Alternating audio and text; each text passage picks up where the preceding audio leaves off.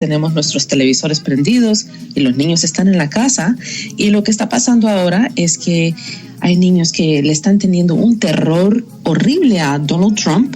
Hay niños mexicanos que están diciendo, él piensa que es que los mexicanos somos feos y que nos van a separar de nuestros papás. Están horrorizados.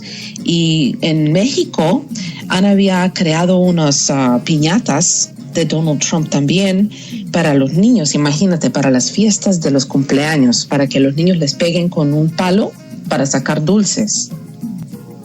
Donald Trump es el nuevo monstruo de los niños mexicanos que temen que los manden fuera del país, los niños que han nacido aquí y que son americanos. A propósito de este tema, Rui, el señor Donald Trump, algunos de los republicanos quieren llevar la propuesta sobre inmigración, y es que los que nazcan aquí en los Estados Unidos, las personas que nazcan en Estados Unidos, no necesariamente se conviertan por derecha como ciudadanos.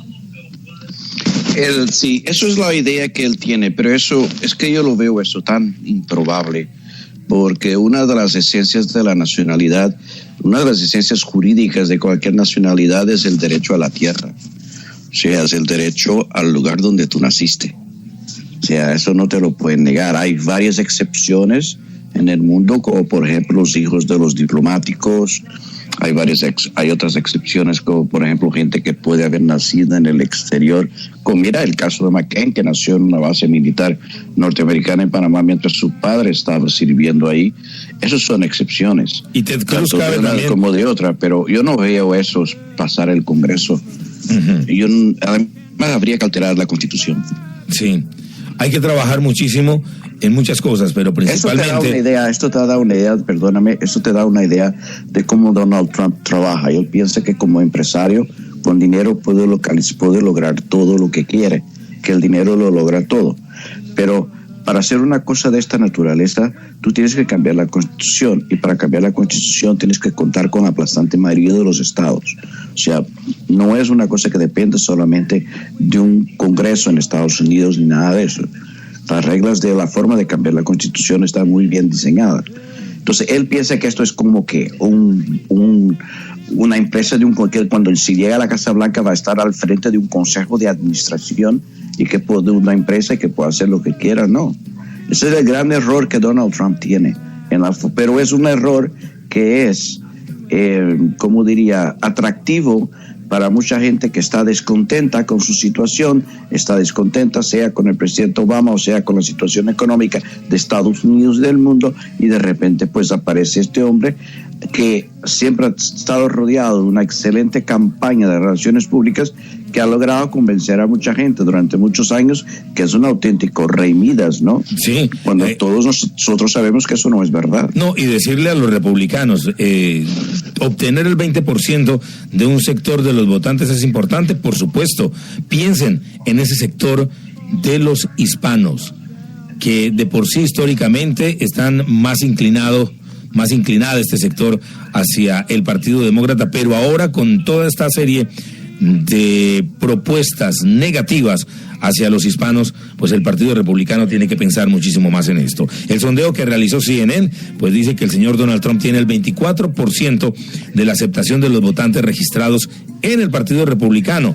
En julio era el 19%. Después del último debate, pensamos que se iba a desplomar pues la aceptación hacia este empresario.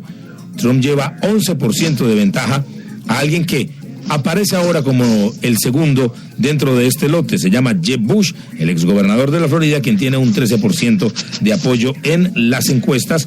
Y después viene el neurocirujano afroamericano Ben Carson con un 9%, el gobernador de Wisconsin, Scott Walker, con el 7%. El senador Marco Rubio sigue allí también con el 7%. Pero podríamos hablar de cómo en la medida en que avancen estos pasos de campaña, yo me imagino que el señor Jeb Bush va a mejorar en estas encuestas. Bueno, más le vale a él, pero tiene que cambiar un poco el discurso, tiene que ser un discurso mucho más articulado, mucho más didáctico, llegar mucho más a la gente. Sí. O sea, un hombre que habla de mucho de educación, de Common Core y todo eso, pues entonces no parece ser un profesor de escuela, no parece ser que él no lo es, claro, pero no es lo suficientemente didáctico para explicar todo esto al electorado. Es que a la gente hay un poco que masticarle las cosas, ¿eh? Uno de los grandes problemas que la política norteamericana siempre ha tenido es ese lenguaje críptico con que suelen hablar y que realmente al gran público le es difícil de entender. La cuestión es que está muy temprano todavía, en el 2008, a esta altura la señora Hillary Clinton era prácticamente la candidata por el Partido Demócrata y al final no solamente perdió la nominación demócrata, sino que Barack Obama, quien venía como senador federal y era un desconocido, pues terminó proyectándose con una gran admiración y con una imagen que fue cobrando mucha fuerza en los Estados Unidos y en el mundo. Porque fue didáctico con la gente, supo explicar mejor su plataforma, fue menos político. Sí, pero a estas alturas de la campaña no era así. En las encuestas pues mostraban lo mismo que le está pasando a Jeb Bush. Sí, pero acuérdate que Hillary, igual que Obama, se lanzó primero. O sea, el primer hint que uno tiene de que Obama estaba pensando en eso es cuando no en las primarias de ese año, sino en las primarias del año, en la convención para las primarias del año anterior, del ciclo electoral anterior, el 2004, fue cuando ya quedó claro que él se podía perfilar por el discurso que él hace. Uh-huh. Pero él entra en la campaña después de ella. Pero sí, entre tanto ha cambiado todo, Luis, ha cambiado desde el 2008 a 2015, 16, las reglas del juego ahora son completamente diferentes. Porque mira, del lado republicano tienes por primera vez el partido está completamente fracturado y dividido. El partido así no estaba el 2008, empieza a estar a partir del 2008 cuando cuando sufre una implosión producto de la victoria de Obama, que realmente acabó con el partido, que no ha sabido recuperarse hasta hoy, y la prueba son estos 17 candidatos. Y por parte de los demócratas están teniendo una gran dificultad en encontrar un candidato que pueda tener el mismo arrastre que tuvo Barack Obama en el 2008 y después en el 2012. Un candidato que pueda estar allí frente a Hillary Clinton, por ahora es el señor Bernie Sanders. Voy con Aileen en Venezuela porque hay dos temas importantes. La escasez en Venezuela, escasez de todo, escasez de medicina, ahora la escasez de los alimentos. Aileen, cuéntenos y denos detalles de la situación que están viviendo ustedes allí. Bueno, Luis, le cuento que esta información sobre la preocupación que existe entre los venezolanos por el hambre, ya no por conseguir alimentos, sino por pasar hambre, forma parte de un estudio realizado por la encuestadora Data-Analysis, que valga decir, es bien suave cuando del gobierno de Nicolás Maduro se trata. Esta encuestadora afirma que la posibilidad de pasar hambre es ahora la principal preocupación de la población venezolana. Obviamente ello va acompañado de un descontento de casi 90% con relación a el gobierno de Nicolás Maduro, cuya popularidad está, según la encuestadora, por el piso. El sondeo de Data-Analysis también muestra que Maduro saldría muy mal parado en una elección presidencial contra Leopoldo López y Enrique Capriles, y deja abierta la posibilidad de que, aunque hay descontento hacia el régimen de Maduro, no hay tanto apoyo hacia los partidos. Esto explicaría un poco lo que me preguntabas hace unos días de lo que nosotros aquí llamamos los niní, los que no están ni con el gobierno ni con la oposición. Según esta encuesta, la mayoría de los venezolanos estaría en contra del gobierno de Maduro, pero no está conforme con el desempeño de la MUD y de los partidos de oposición. Así que esto deja abierta una cartera de oportunidades inciertas hacia las elecciones del 6 de diciembre. Con relación a la escasez, pues muy acentuada, tanto que las colas se han intensificado, las dificultades para conseguir alimentos se han multiplicado y se ha convertido en una real preocupación de la población venezolana el no tener que llevar a la mesa, sobre todo en las familias más humildes, por esto de las dificultades del acceso a los alimentos. Y hay otra noticia que nos había adelantado usted, que tiene que ver con Ecuador. Nosotros hemos reiterado cómo en Ecuador, cuando la población tiene malestar ante las decisiones y la manera como administran los gobiernos, pues es igual a los demás países, pero cuando los indígenas se manifiestan, allí es cuando tiembla Ecuador. ¿Qué está pasando en Ecuador, Ailín?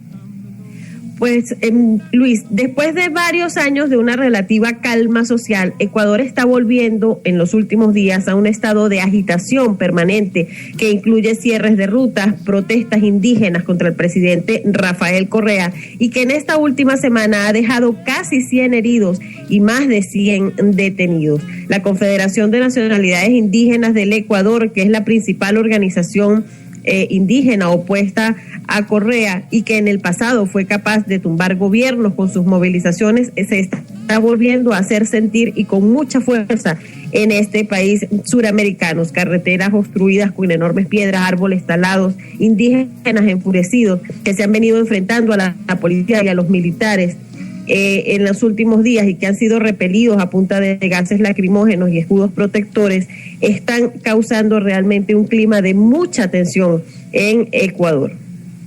Las noticias, 7:44 minutos, el tema de Ecuador, de América Latina, el tema aquí en los Estados Unidos, también el tema de la economía, porque se ha hablado mucho de lo que sucedió en Grecia, esa terrible catástrofe económica. Ayer hablábamos con Rudy sobre ¿cómo le llamábamos? A la tragedia griega, ¿no? La tragedia griega que se vive allí y que muchos temen podría desencadenar una reacción en los demás países europeos.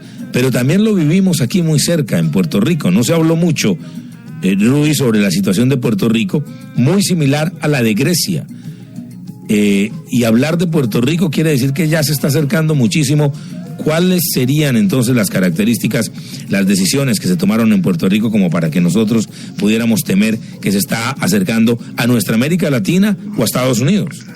Bueno, el problema de Puerto Rico es que Puerto Rico está, como diría, tiene un corralito, pues, un poco encubierto. Lo que pasa es que las reglas del juego son completamente diferentes. Acuérdate que Puerto Rico es un estado libre asociado a Estados Unidos, no es un gobierno independiente, es casi una colonia de Estados Unidos. Entonces hay muchas cosas que dependen directamente de Estados Unidos.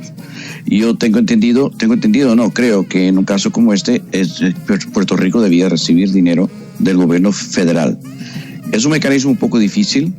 Una de las cosas que el gobernador y que el gobierno de Puerto Rico han hecho, no sé si va a dar resultado, yo tengo mis serias dudas, es empezar a vender bonos a las empresas estatales, las empresas que dependen del gobierno. Yo no creo que eso vaya a dar muy gran resultado. Yo creo que la única solución es que el gobierno federal, que se involucre en términos militares, que se involucre en términos de política exterior con Puerto Rico, pues realmente debía también involucrarse en términos económicos en esta situación, porque si no se va a incrementar lo que, y déjame explicarte lo que está pasando. Lo que está pasando es que los puertorriqueños están viniendo a vivirse al continente de Estados Unidos, a los Estados Unidos continental, a la zona de Orlando, por ejemplo, y en la zona de Orlando están desequilibrando, porque los puertorriqueños tienen el hábito de cuando llegan a inscribirse a votar y cuando van a votar se registran como demócratas. Y entonces está habiendo un desequilibrio a favor del Partido Demócrata aquí en Florida, que me pregunto si Jeb Bush está en riesgo de perder su propio estado. Vamos a hablar un poco de esto con un invitado que tenemos en la línea. Él se llama Federico de Jesús, fue portavoz hispano de la campaña del actual presidente Barack Obama en el 2008, también fue subdirector de la oficina del gobernador de Puerto Rico en Washington y actualmente pues está colaborando y trabajando en consultoría de comunicaciones, relaciones gubernamentales en la capital de los Estados Unidos. Señor de Jesús, es usted muy amable por acompañarnos aquí en la radio Despierta Miami, con usted también Despierta Nueva York, con todas estas noticias. Bienvenido, vamos a hablar un poco de estos temas. ¿Cómo le va? Muy bien, gracias por tenerme con usted y saludos a los radioescuchas. A ver, primero hablemosle a nuestra audiencia, ¿cuál es la situación real de Puerto Rico en este momento? ¿Hay iliquidez? ¿Han entrado en default?